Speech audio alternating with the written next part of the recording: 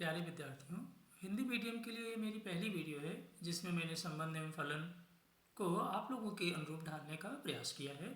थोड़ा भी आप ध्यान देंगे तो निश्चित है आपको ये चैप्टर बहुत अच्छी तरह समझ आएगा। मैंने आप लोगों के लिए सर्वोत्तम तरीका अपनाया है। अगर मेरा प्रयास सार्थक लगे तो सब्सक्राइब ज़रूर करें, जिससे मुझे आगे के वीडियो बनाने के लिए प्रोत्साहन मिले। संबंध एवं फलन ये जानते हैं प्रथम चैप्टर है, लेकिन इस चैप्टर में आगे जाने से पहले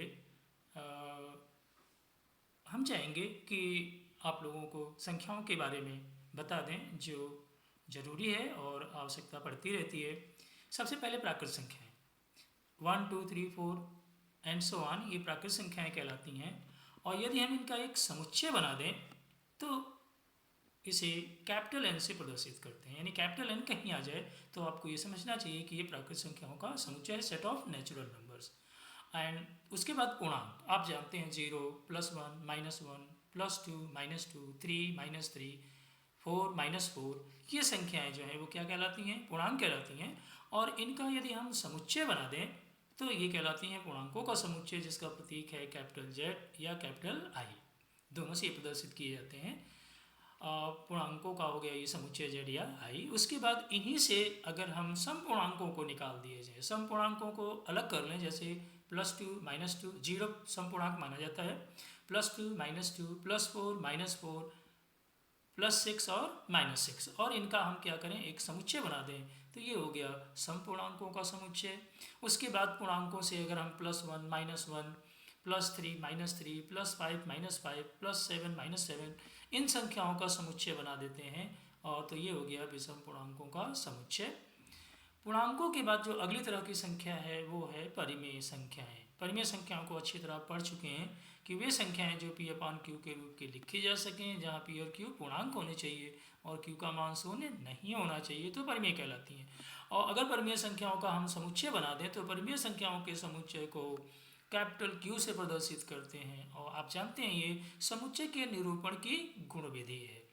अब परिमेय संख्याओं के बाद अपरिमेय संख्याएं अच्छी तरह जानते हैं आप कि वे संख्याएं जो P/Q के रूप की न लिखी जा सकें, जहां P और Q पूर्णांक हैं और Q का मान शून्य नहीं है, तो वो अपरिमेय संख्याएं कहलाती हैं। जैसे √2 √3 √5 ये अपरिमेय संख्याएं हैं।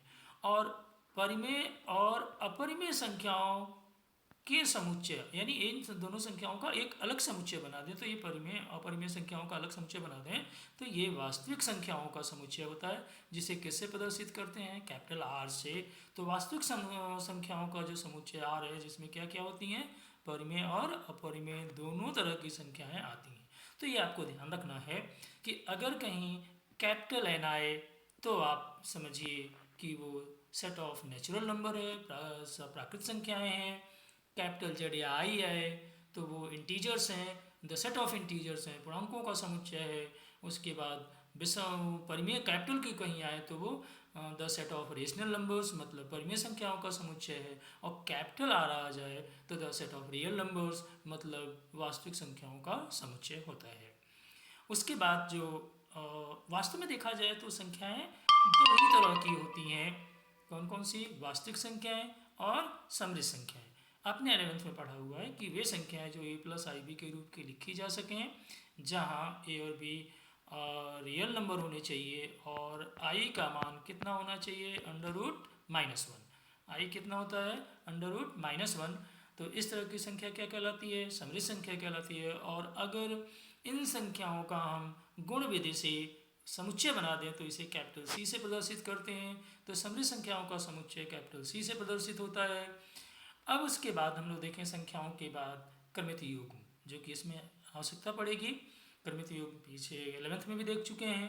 क्रमित युग्म दो अवयवों की ऐसी व्यवस्था है जिसमें अवयवों के क्रम, क्रमित युग्म दो अवयवों की ऐसी व्यवस्था है जिसमें अवयवों के क्रम निश्चित होते हैं। गणितीय रूप में हम अब आगे देखेंगे कि यदि A और B दो अरिक्त समुच्चय हों, A और B क्या हों? दो अरिक्त समुच्चय हैं तो, और कैपिटल A मतलब समुच्चय A का जो अवयव है वो स्मॉल a है और कैपिटल B का जो अवयव है वो क्या है? स्मॉल बी है तो आप देख रहे हैं इस तरह लिख दें तो ये क्रमित युग्म कहलाता है, जहाँ पहला स्थान पे जो अवयव है वो समुच्चय ए का है, दूसरे स्थान पे जो अवयव है वो समुच्चय बी का है। इनके स्थान निश्चित हैं, अगर हम ए और बी को बदल दें तो उसका मान बदल जाता है, तो इसीलिए इसको हम क्रमित युग्म कहते हैं कि क्रम जिसका निश्चित है, जहाँ ए और बी के क्रम यहाँ लिखा गया कि निश्चित होते हैं। ए क्रमित युग्म का क्या कहलाता है? प्रथम अवयव। बी क्या कहलाता है क्रमित युग्म का? द्वितीय अवयव कहलाता है। चूंकि अवयवों के क्रम निश्चित हैं, ऊपर बताया गया है, अतः ये ए कामा बी और बी कामा ये जो दोनों क्रमित युग्म हैं समान नहीं होंगे। और यदि हम दो क्रमित युग्म को समान कर दें, एक क्रमित युग्म ए बी और क्रमित युग्म सी डी, तो निश्चित है कि प्रथम अवयव के बराबर होगा और द्वितीय अवयव के बराबर होगा। उसके बाद जो इसमें आवश्यकता पड़ेगी इस चैप्टर में वो है दो समुच्चयों का कार्तीय गुणन, कार्टीसियन प्रोडक्ट ऑफ टू सेट्स। यदि ए और बी दो और एक समुच्चय हैं तब समुच्चयों ए व बी के अवयवों से निर्मित सभी क्रमित युग्मों का, यानी ए और बी से हम जितने भी क्रमित युग्म बना पाएँ, जहाँ पे पहले स्थान पे समुच्चय ए का अवयव रहेगा और दूसरे स्थान पे समुच्चय बी का अवयव रहेगा, कि समुच्चय को ए और बी का कार्तीय गुणन कहते हैं, कहलाता है ये। यानी हम जो समुच्चय ए है और समुच्चय बी, उन दोनों के अवयवों से जो सभी क्रमित युग्म बनेंगे उनका समुच्चय बना देने पर वो समुच्चय ए और बी का क्या कहलाता है? कार्तीय गुणन कहलाता है। जिसे किसे प्रदर्शित करते हैं? ए क्रॉस बी से।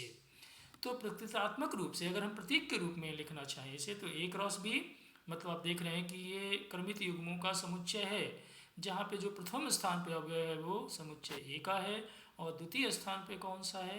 कैपिटल बी, मतलब समुच्चय बी का अवयव है। यदि हम बी क्रॉस ए कहें तो बी क्रॉस ए में हम बी कॉमा ए लिखेंगे, जहाँ प्रथम स्थान पे तब बी का अवयव आ जाएगा, यहाँ बी रहेगा, और इस स्थान पे जो द्वितीय स्थान पे रहेगा वो समुच्चय ए का अवयव आएगा। उदाहरण से इसको हम समझते हैं। देखिए, जैसे हम उदाहरण एक लेते हैं कि दो समुच्चय लेते हैं ए और बी। देख रहे हैं कि जो ए में अवयव हैं कौन से हैं? 1 2 3, और बी में अवयव क्या हैं? ए और बी हैं।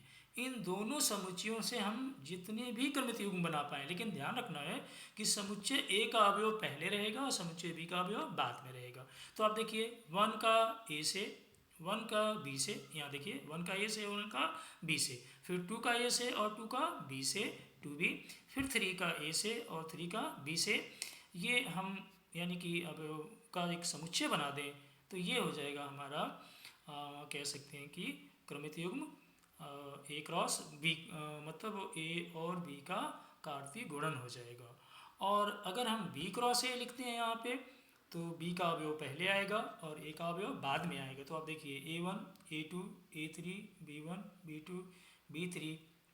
अब यहाँ स्पष्ट है, आप देखिए, क्योंकि हम इसके इनका स्थान बदलने पर ये मान बदल जाते हैं, ये समान नहीं होंगे, तो इसका मतलब ए क्रॉस बी जो है वो बी क्रॉस ए के बराबर नहीं होगा। अब हम लोग इसे इस नेक्स्ट वीडियो में देखेंगे। तब तक के लिए बाय, टिल देन बाय।